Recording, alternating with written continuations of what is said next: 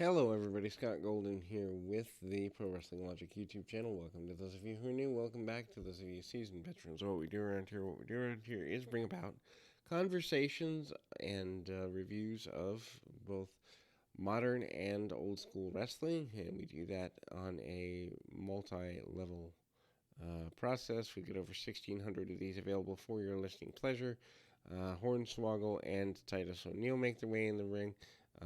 Basically, um, Hornswoggle, through an interpreter, otherwise known as Titus O'Neil, pronounces his love to AJ Lee, promises to be his best self and her boyfriend.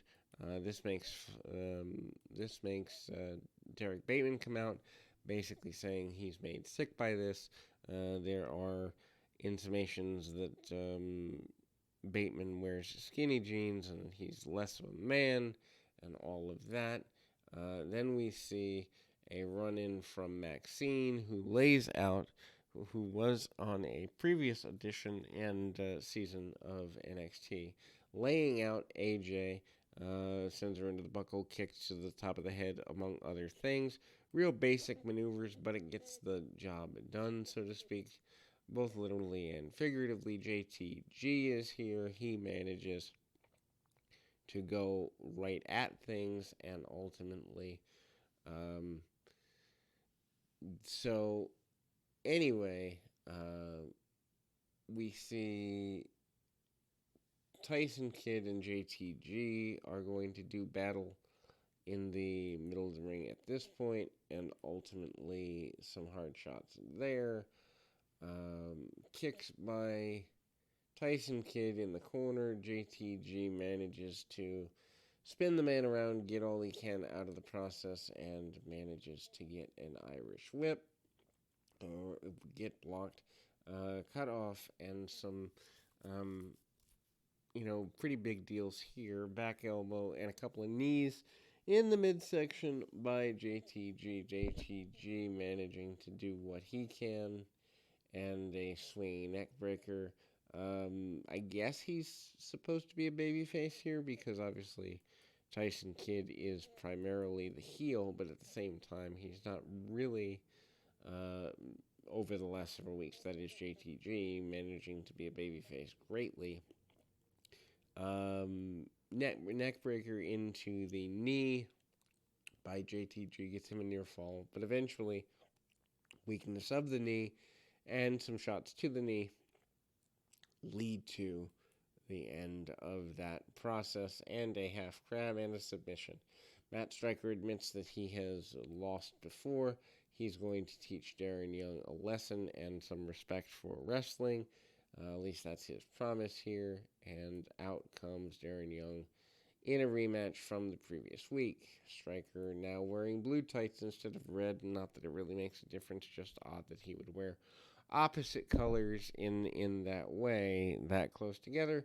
Anyway, Striker more angry and brawling this time around than the previous foray of process between the two. Um, and then a roll up attempted by Darren Young, double clothesline by Young, and ultimately things keep going. Some hard shots along the way, and basic stuff there. Hard again, back to hard shots, and Striker manages to do what is needed off of the shoulder, and we see some go behinds and a tie up by Darren Young. Young manages to get a victory a second time, although this time with a bit more issue as a bloody lip comes about.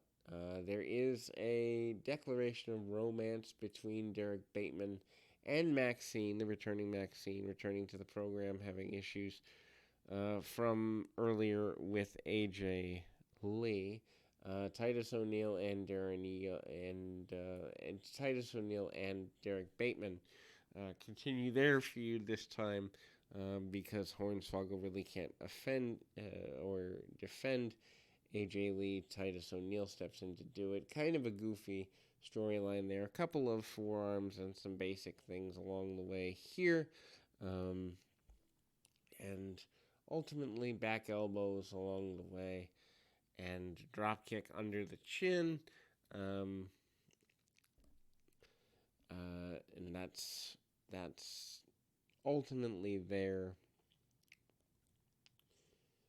And so a couple of kicks and basic things, trying to get everything he can out of the process, and ultimately tries to roll through, neckbreaker by Bateman. Bateman manages to get a couple of processes here, and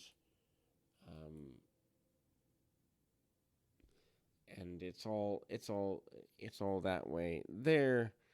Um, a bit of a cutoff, and we kind of go there.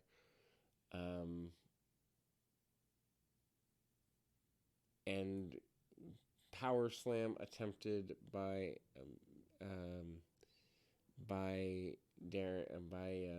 Titus O'Neil. O'Neil then manages to go roundabout here, and Bateman manages to get a short shot there. Maxine holds the ankle of of O'Neil, and a roll up to end the program and the match in the favor of Derek Bateman to close the show this particular week. We'll be back with more right after this.